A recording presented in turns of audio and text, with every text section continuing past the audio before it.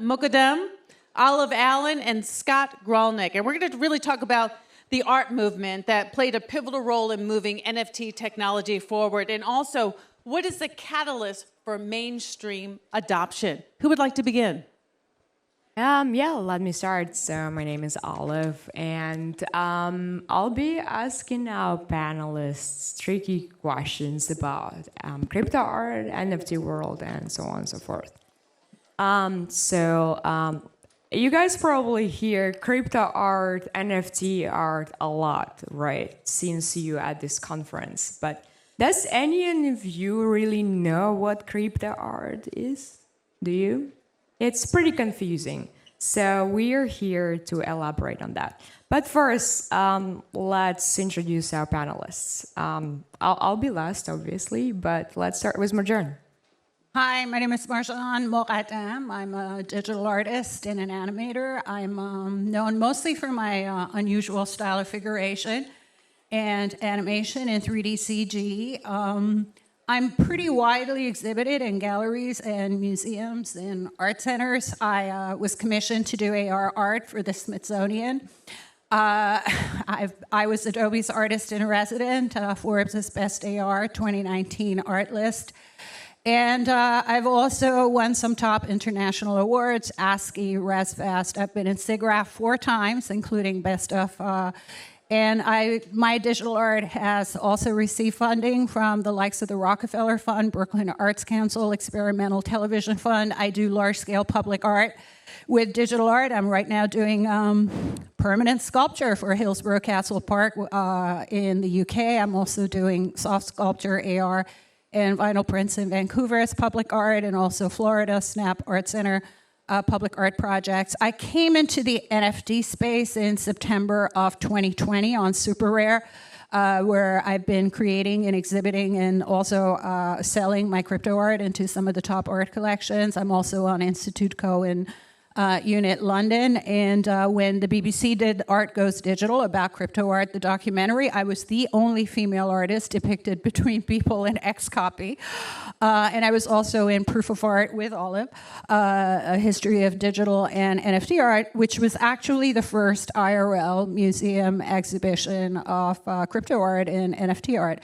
And the thing that I just want to wrap up with very quickly is that what I truly love about the crypto art scene is the camaraderie, the fellowship between the artists, the collectors, the curators, the platforms, and everybody who works in it. It's entirely infectious. And I absolutely love the people. And I really feel as if this is the community and the tribe that I've been looking for in my whole life. Thank you, Marjan. Scott? Hi, everyone. So excited to be here. Such an amazing group of people to be able to listen to. Well, quick background for me. I'm one of the co-founders of a walled in the ecosystem called Portis. Portis has been around since 2017. First there was MetaMask, then Portis. And our whole theory was, how do we help adoption into this ecosystem? So when you go to a marketplace or you go to some dApp in the ecosystem, you don't have to go there, get bounced out, download MetaMask, install it, figure out what private keys are, trust that, and then go back to the dApp itself. What we did is we created an SDK, and we gave it to the developers to build with so that when you as the end user go to the dApp for the first time, you could just log in with an email and password. And what we did was encrypted the private keys with end-to-end encryption. So for us, that was a huge step in easy onboarding into the space.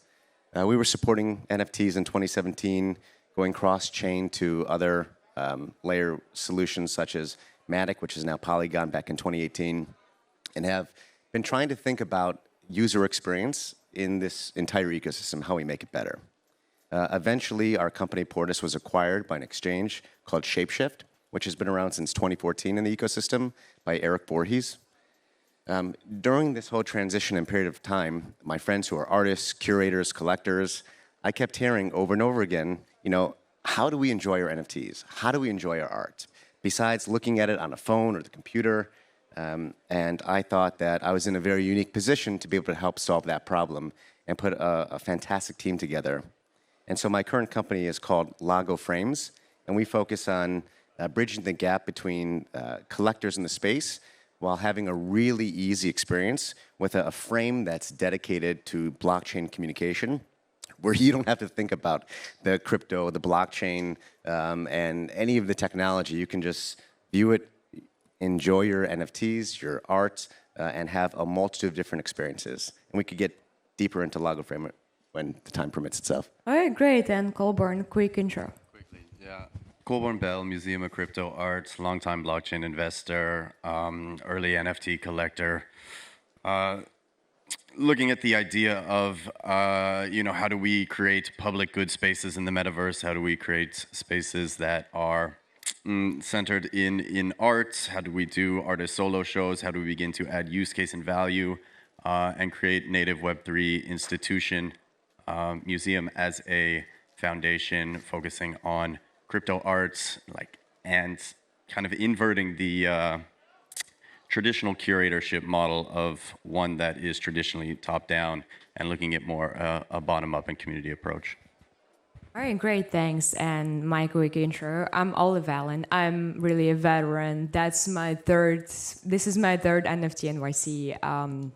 I love the energy, I love the space, and I've been in this space, in the NFT space, since its inception in early 2018, and I'm still here. So I've done a lot over the years. So I did the very first drop in the NFT history back in early 2019. What I do, I started as a founder. I tried to make a marketplace. That was the time. So funny. What else? I collaborated with Christie's. I sold my NFT at Art Basel recently. So my mission has always been, in fact, mainstream adoption of this amazing technology and pushing the narrative forward by an example and by also contributing to the industry at large. So let's go back to our questions. You guys know we're qualified, we shilled a little bit, so it's Nft.NYC, that's time for that. If not now, when? So what is crypto art? Let's define it quickly. So what do you think? What's the best definition? Who has the answer? I'm happy to. Crypto art to me was kind of just, it was initially a very fringe art movement. It was almost like an anti-art movement. It was artists seeking self-sovereignty through blockchain technology. For me, it's all about, artists looking at and trying to begin to identify the iconography, the symbols, the themes of the cryptocurrency financial revolution and translating that into a visual language. All right, great. I'll answer that. I think crypto art is more of an art movement that originated sometime in 2015, 2016, pre-NFTs. And this movement was pivotal to NFT technology mainstream adoption. As we all know, it started with artists. That's everybody else came right after. It is majorly the movement, and it's still relevant, but it's really, really changing right now. And definitely it was about personal freedom. It's about taking responsibility and just creating because you want to, not because you have a chance in the art world. It's really about authenticity and freedom. So what about you, Scott? What do you think? I was speaking with some artists last night, and I don't consider myself an artist. I think everyone has the capability to tap into their self and have that creativity, and that's really scary. I really appreciate art from the artist side, that they're able to dive into their connection with creativity. And so for me, what crypto art is, one, someone being able to tap into their own creative self, but diving into the self-sovereignty, which Colborne said best. I think this entire ecosystem is about self-sovereignty and giving yourself the ability to do whatever you want and be in control. I think that is the foundation for everything that we're all working on. Everything on top of that is what we've been doing for decades and years before, creating art in a meaningful way. Now we're just adapting to the new technology to enable us to have that freedom as we move forward. Great. Marjan, what is the difference between crypto art and NFT art? I think you're the best person to elaborate on that. Probably. I think, NFT is a big word. It's quite a diverse ecosystem. And I think that within the greater world of NFTs, you have everything from digital collectibles that are similar to coins and stamps to commemoratives, celebrity memorabilia, pop culture ephemera. And this is really about the technology, using the technology of the blockchain and the provenance for continuing something that's always existed, which is collecting. So there's very little that's new outside of the technological iteration in regards to the activity itself. Now, the part that is new is this idea of digital goods. And digital goods in the form of PFPs for social media avatars, in-game purchases, and of course, purchasing property in the metaverse. You could make an argument that those are new. Those are an entirely new consumer class, and that argument would actually be valid. Now, within this greater ecosystem that I just described, some portion is crypto art. And here you have everything from, let's say design and CG and illustration to the highest expressions of the fine arts. I myself would probably be in the fine arts category. Now, when you think about technology, the constant of technology is it changes. And it will continue to change. And the more it changes, Digerati Ray Sharkey at NYU has a line about the inherent tendencies of the technology. And he says the inherent tendency of the technology is towards speed and efficiency. What does that mean? The changes of technology will continue to increase. Every 2 years, 5 years, 10 years, we're gonna have technology that changes. Now, Olive brought up this idea of an art movement. And an art movement is ultimately more than just the software of our time. It's about the soul of our time. And the fundamental shifts in history required more than just economic, financial, and/or technological change. They required this sort of greater philosophical shift. That was the whole idea behind the Renaissance. But even if you fast forward to the 20th century, it was also the idea behind Paris in the 30s or New York in the 80s. And, we're living in an era where the next art movement is not going to be geolocated. It's going to be tribes and online communities that form it. And crypto art, I think, can be an excellent container, if you may, for this type of a revolutionary art movement. And the primary reason for that is because the legacy art world is completely caught up in 20th century curatorial and artistic practices. And what we need right now is art of the 21st century. What we need right now is to be the 1920s of the 21st century. And I think crypto art has the potential to be that. Great, well said, Marjan. Thanks a lot. So I think it's a great time to give our attendees some alpha, right? Yeah, I know you guys. I know what you're here for.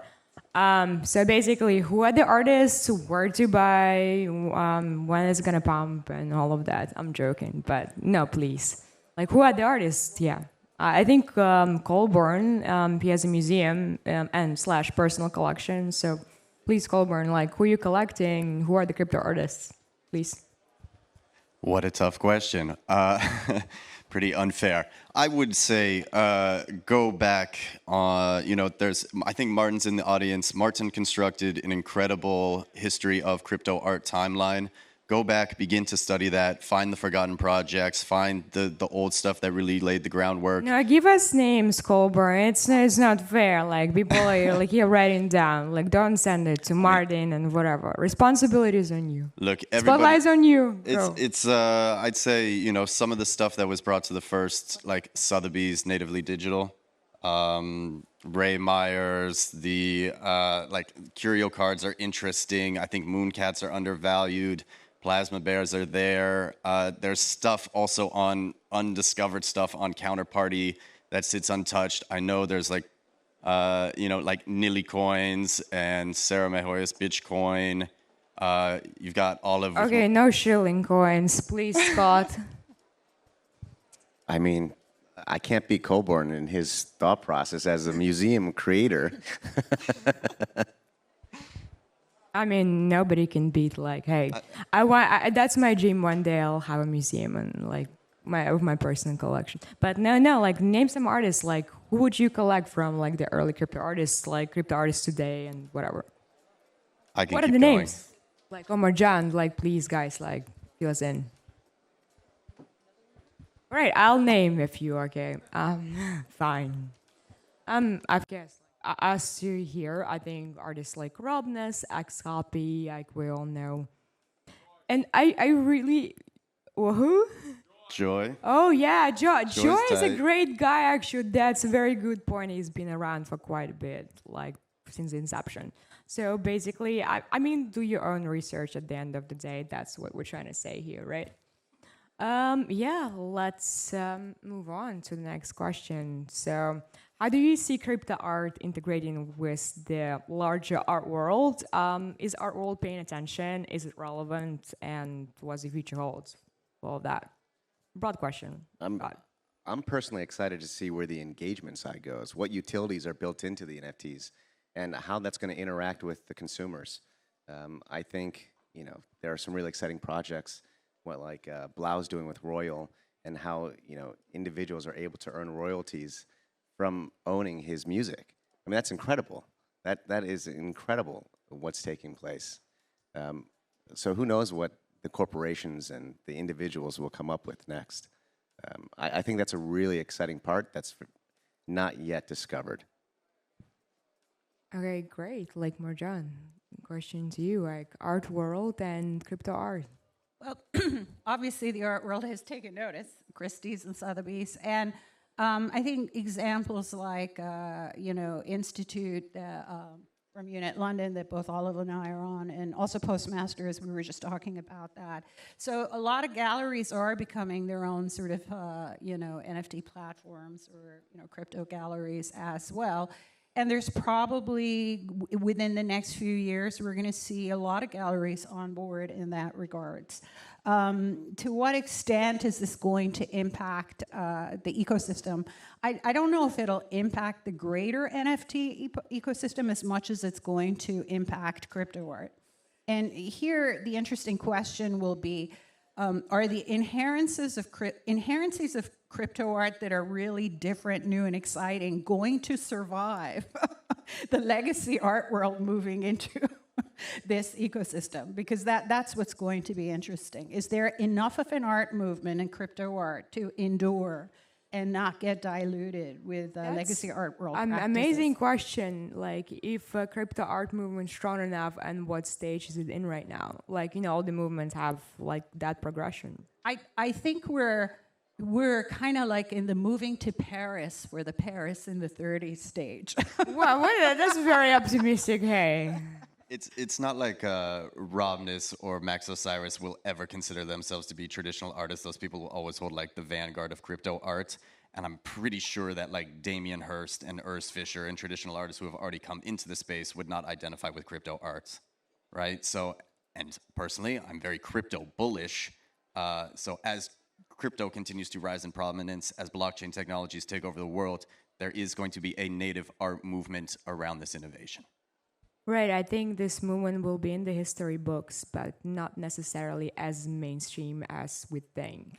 Maybe somewhere like yeah, there. I just wanted to also bring up something really important that I've noticed about crypto art since entering the space. I mean, we have women artists. We have artists of color like Carlos. I mean, this is like really fantastic that, even you take someone like Stella Bell. I mean, she's from Missouri. She's a single mother from Missouri. How beautiful and wonderful is that? I live in New York City. I've been an artist in New York City for most of my life.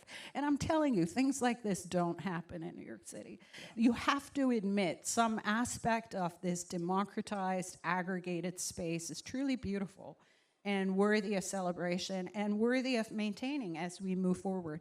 How do people cut through the noise? Where do you look for like solid curation and access?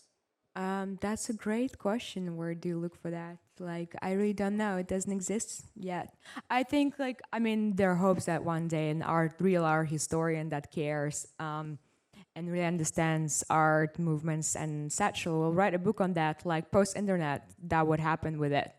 You really cannot connect dots going forward, but only looking backwards and really, really looking and paying attention. There's a lot of hype going on, guys. So don't buy into that. And hype waves are very short-lived.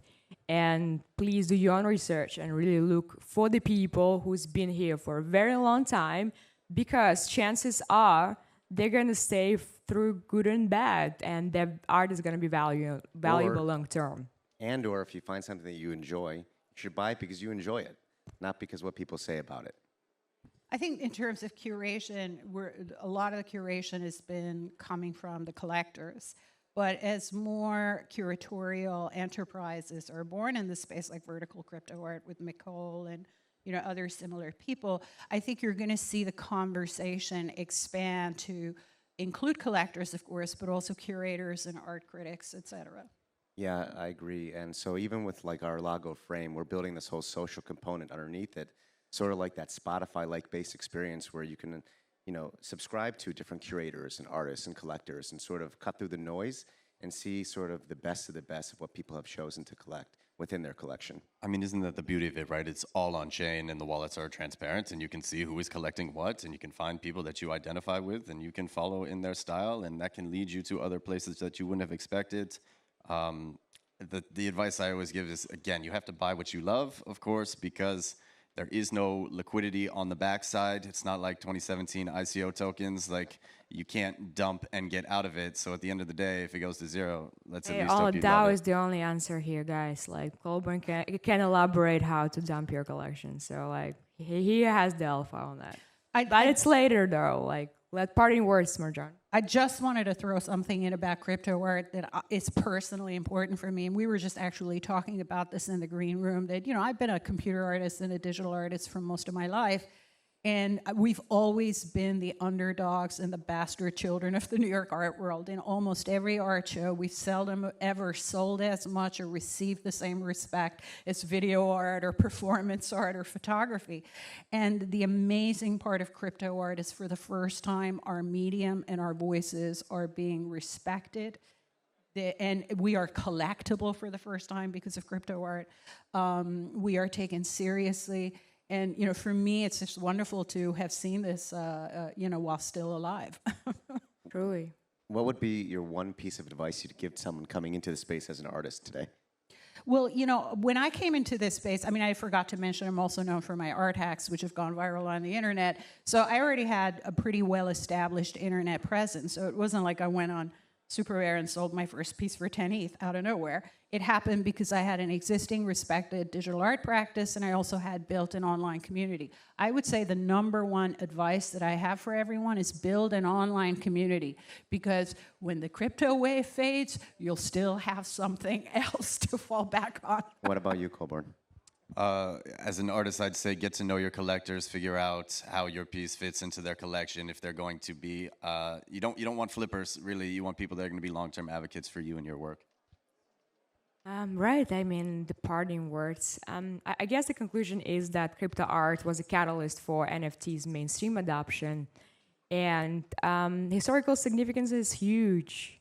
And my advice to the artist or anyone really, truly, who entering the space right now or has been here for a while, consistency and really believing in what you do are the keys. That what is going to sustain you through all ups and downs that this industry is known.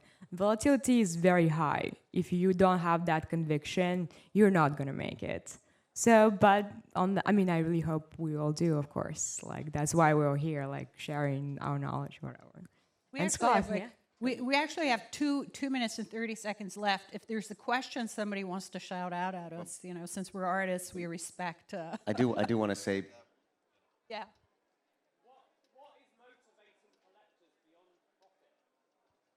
That's a great question. Like, beyond profit, is there anything else? Like, what?